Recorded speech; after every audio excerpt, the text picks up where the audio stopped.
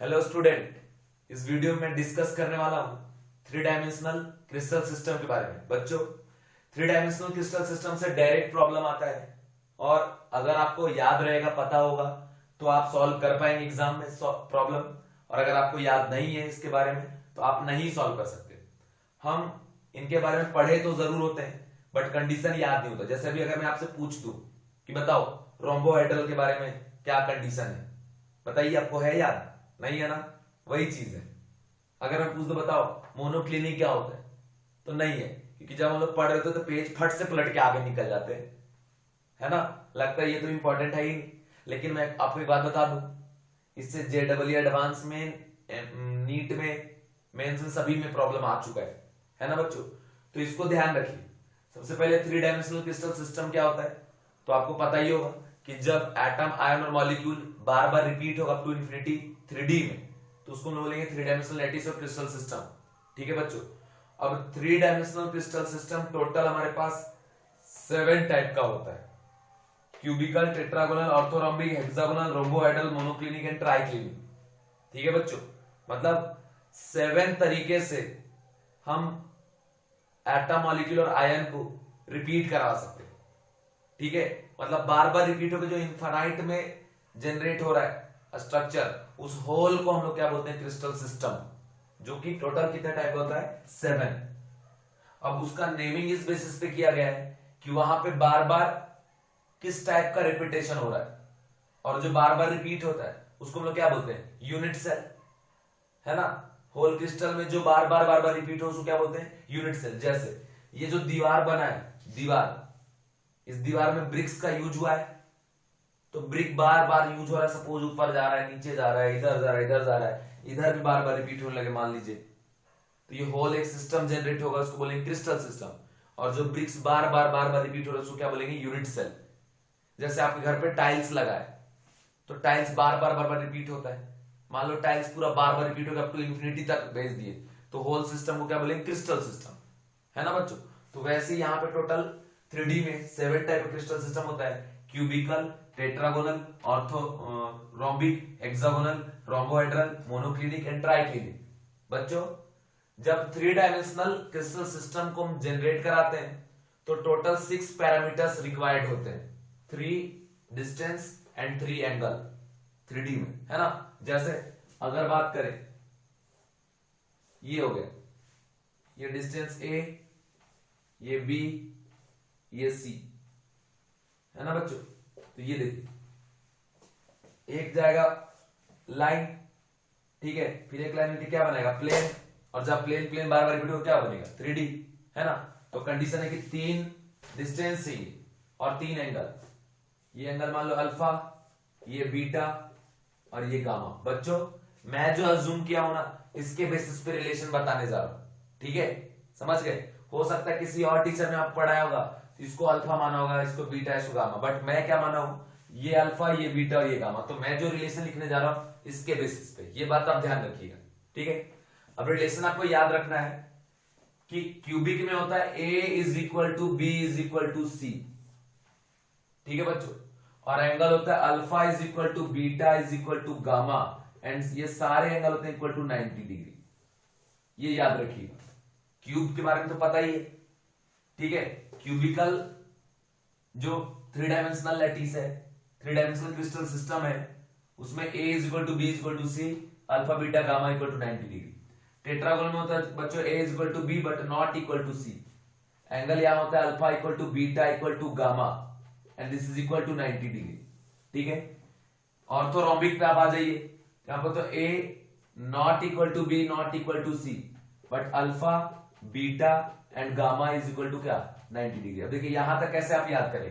पहले तीनों इक्वल, फिर 2 इक्वल, 1 अनइक्वल, और थर्ड में तीनों क्या हो गया? अनइक्वल। तो डिस्टेंस का जो रिलेशन है लेंथ का, ये आप समझ गए कैसे याद करना है? ट्रिक, ये एक तरीके का ट्रिक हुआ।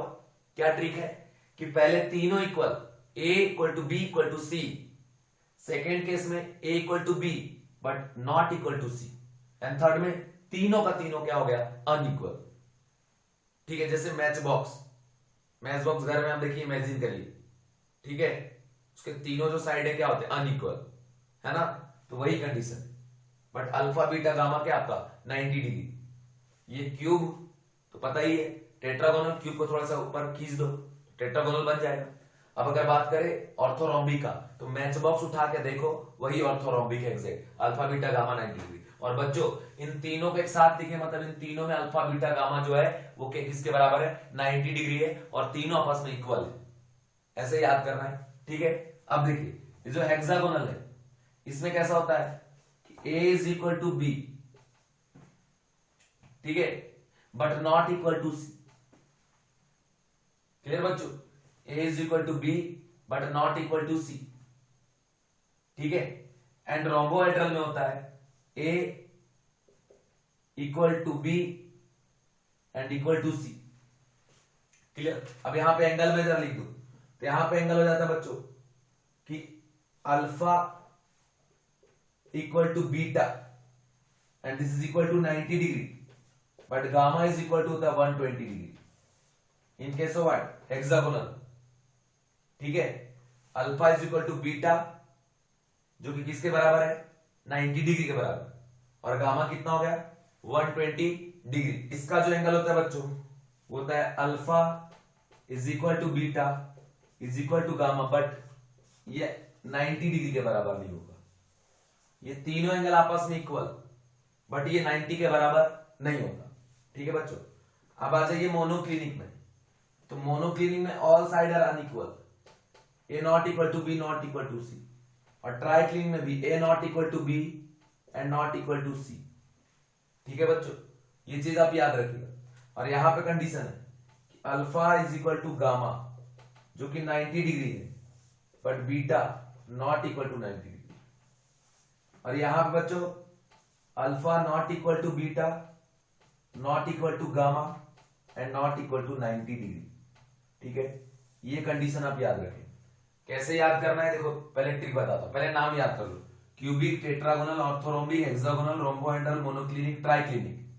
क्यूबिक में a equal to B equal to C, फिर एक को अनइक्वल बना दो, a equal to B not equal to C, फिर तीनों unequal, a not equal to B not equal to C, अब फिर एक इक्वल कर दो, फिर a equal to B not equal to C, फिर तीनों को इक्वल कर दो। कैसे, पहले इक्वल से अनइक्वल पे आ गया, और अब अनइक्वल से कहां पे जा रहा है, इक्वल पे। ट्रेंड समझ में आया, तीनों इक्वल, दो इक्वल, एक भी इक्वल नहीं, दो इक्वल, तीनों इक्वल, और लास्ट के ये जो दोनों है इनमें सारे साइड क्या होंगे, अनइक्वल, ठीक। कैसे याद रखेंगे, a equal to B equal to c, a equal to B not equal to c, a not equal to B not equal to c, a equal to B but not equal to c, a equal to B equal to c, a not equal to B not equal to c, a not equal to B not equal to C.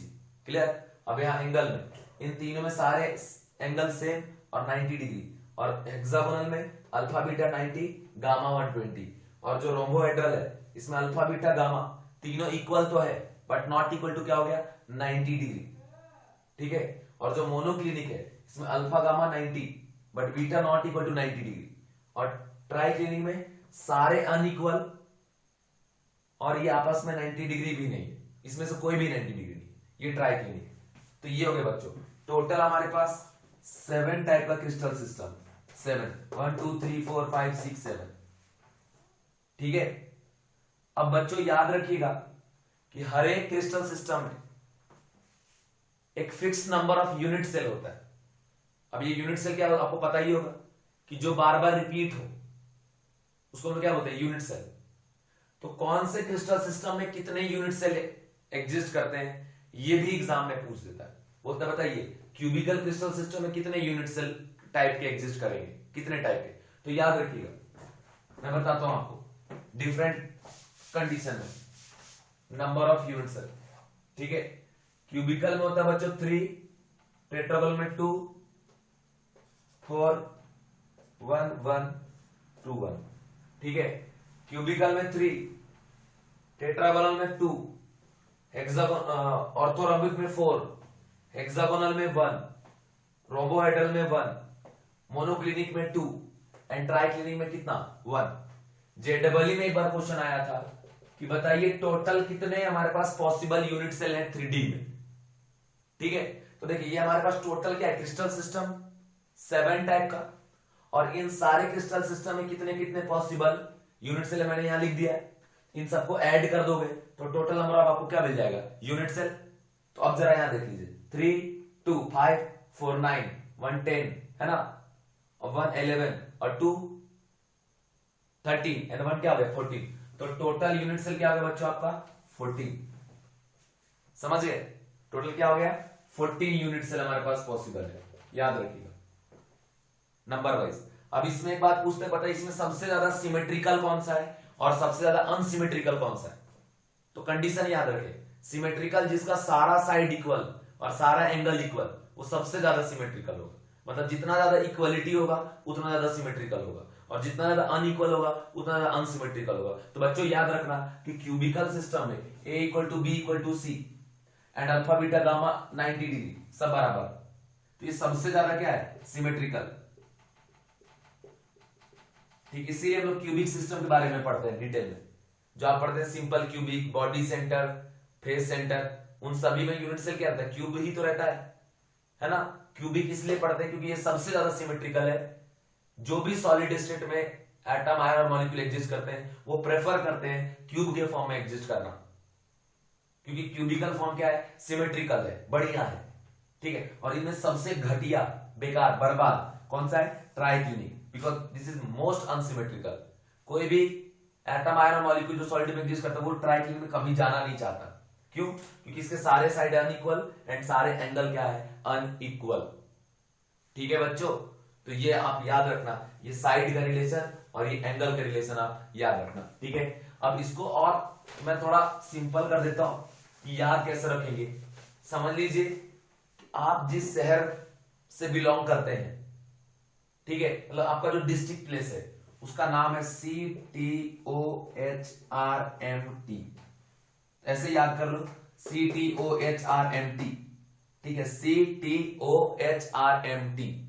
C for cubical, T for tetragonal, O for orthorhombic, hexagonal, rhombohedral, monoclinic, triclinic. ठीक है, और उस शहर का pin code, मतलब आपके district place का pin code है 32411121। इससे ये बेनिफिट होगा कि आप एग्जैक्ट बता पाएंगे कि क्यूबिक में कितना है। तो दो बात याद करना है कि आपके डिस्ट्रिक्ट प्लेस का नाम क्या है CTOHRMT और उसका पिन कोड क्या है 32411121।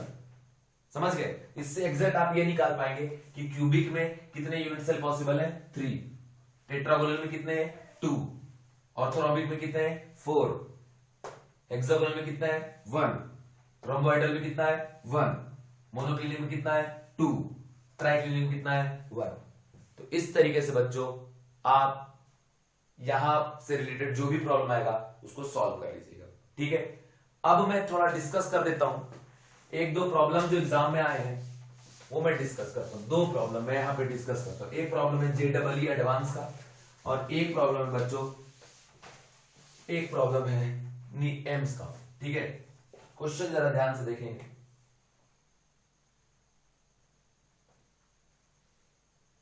क्वेश्चन दिया है कि which unit cell has unequal edge length, unequal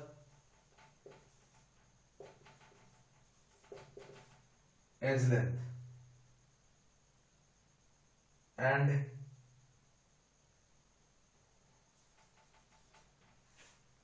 all axial angle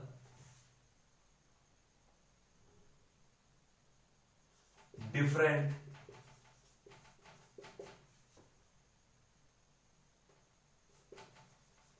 from 90 degree.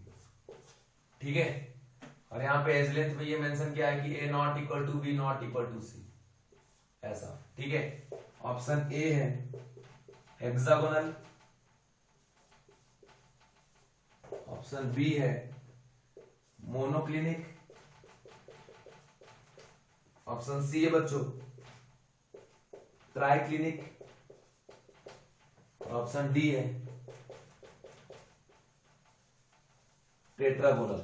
ठीक है, मैंने ऑप्शन उल्टा पुल्टा किया है, ठीक है। इसमें देखिए हेक्सागोनल जो है इसमें दो साइड तो इक्वल होता है और दो एंगल भी 90 डिग्री बराबर होता है। मोनोक्लिनिक, टेट्रागोनल और ट्राइक्लिनिक, यहाँ पे सारे एंगल 90 डिग्री दिए दोनों तो होगा नहीं।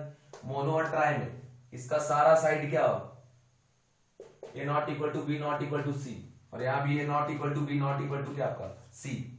बट यहाँ पे सारा angle alpha beta gamma not equal तो क्या आपका 90 डिग्री, आंसर क्या हो जाएगा सी, ट्राई क्लिनिक।